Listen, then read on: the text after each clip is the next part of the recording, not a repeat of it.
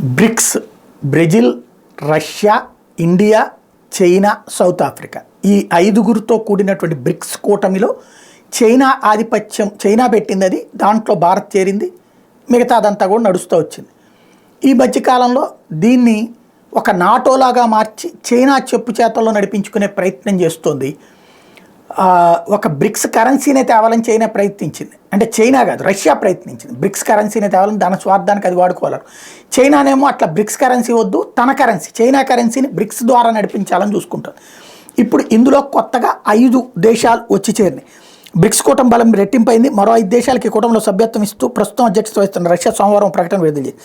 Brazil, Russia, India, China, దక్షిణాఫ్రికాలతో కూడిన కూటమిలో కొత్తగా Egypt, Ethiopia, Iran, Saudi Arabia, United Arab Emirates వచ్చి చేరాయి. ప్రస్తుతం బ్రిక్స్ 10 దేశాల కూటమిగా అవతరించిందని ఈ సందర్భంగా రష్యా అధ్యక్షుడు పుతిన్ పేర్కొన్నారు. ఇది మరింతగా విస్తరించనుందని చెప్పారు.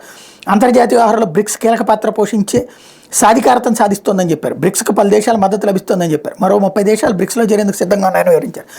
రాజకీయ భద్రత, ఆర్థిక, వాణిజ్య, సాంస్కృతిక, మానవత్వ సేవల రంగాల్లో బ్రిక్స్ కలిసి పనిచేస్తోందని చెప్పారు.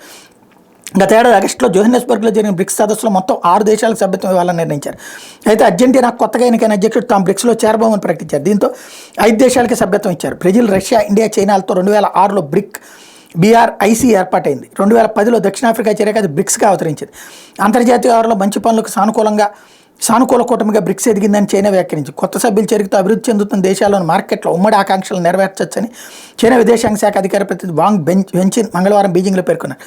బ్రిక్స్ భవిష్యత్తుపై తమకు పూర్తి విశ్వాసం ఉందన్నారు. వీళ్ళు ఏంటంటే దీన్ని కాస్త వక్రీకరించి అమెరికాకు వ్యతిరేక కూటమి కిందన మార్చడానికి ప్రయత్నిస్తున్నారు. అందువల్ల బ్రిక్స్ శాంటిటీ దెబ్బతింటోంది.